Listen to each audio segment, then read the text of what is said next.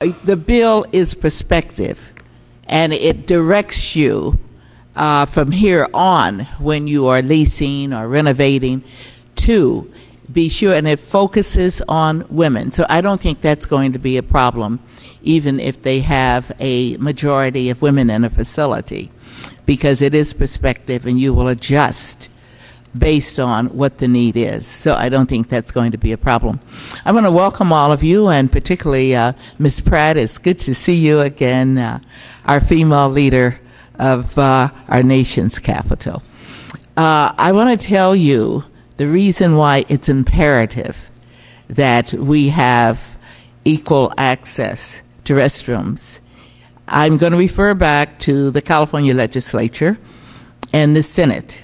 When I was elected in 1978 to the California State Senate, I was only the second woman. The first one was elected in 137 years. To be present in the Senate for a vote, you have to be on the red carpet. When the first woman in the Senate was elected, her name was Roseanne Vuitch, after 137 years, there was no restroom available on the red carpet. So if she were somewhere else using a restroom out in the public hall, she could not be counted for the vote. So when they found out she had won, they had to take a reprographics room and change it into a restroom. It was small, like a closet, and they never put women or ladies. They just put a rose up. It was the rose room. Now here I come, a year and a half later, and my name is not Rose.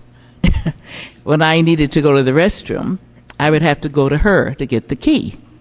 Now, they were renovating the Capitol. We had a major earthquake, and they had to renovate the Capitol. When they completely redid it, guess what? There was no women's restroom, Dr. Anthony, because there were only men who were architects.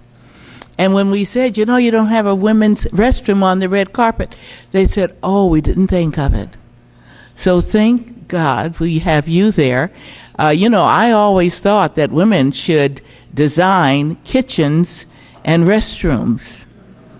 And you can think about that. But so we brought it to their attention. They took a supply room and they changed it into a women's restroom. And we said, we need a place to shower. We needed to have equality with what the men had. And we had to take them step by step all along the way. Because if you have to excuse yourself and a vote came up, you could not vote unless you were on the red carpet.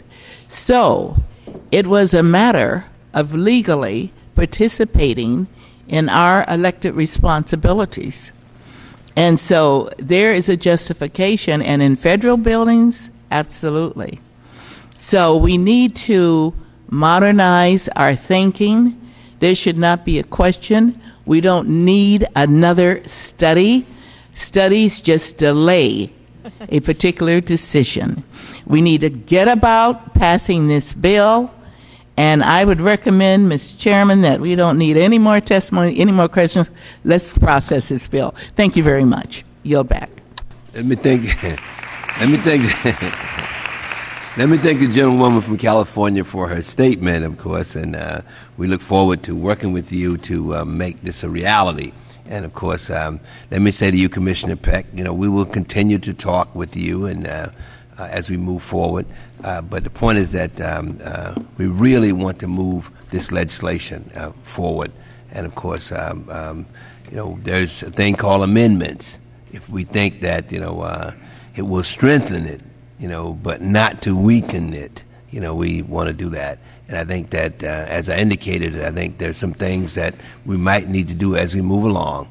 But we will have dialogue. But we really, really want to get this done. And I also want to thank the ranking member for his work on it as well. And This time around, we hope to be able to move it all away, and it will become law. I want to thank you, Dr. Anthony, for all of your work. I want you to know we followed it, and you have really, really, really spent time, and you sort of kept us in the forefront. And I want you to know that we appreciate your work, and of course, Ms. Pratt, for your work, and as the only female ever to be mayor of Washington, D.C., we thought it was important to have you as a witness because you've seen it, and from that point as a leader in the city, and of course with all these federal buildings, in terms of situation. And I think that all of you have had experiences that you probably don't want to share. I'm sure.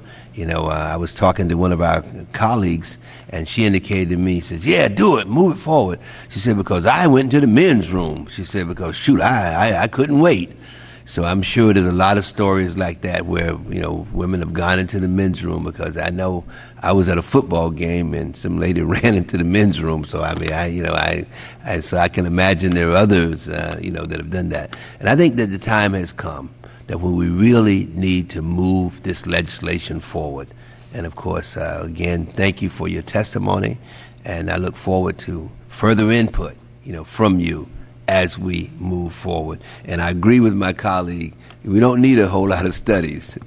I think this thing has been studied, and I think that the fact that there is a change in the workforce, we need to recognize it.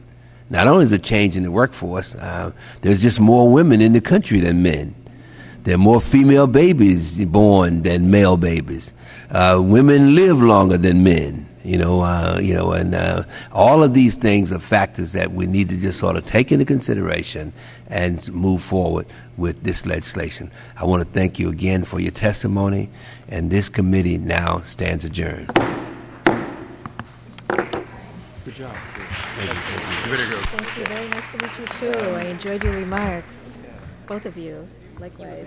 Thank you very much. Nice to be with you. Nice to see you. Thank you. One of the questions that I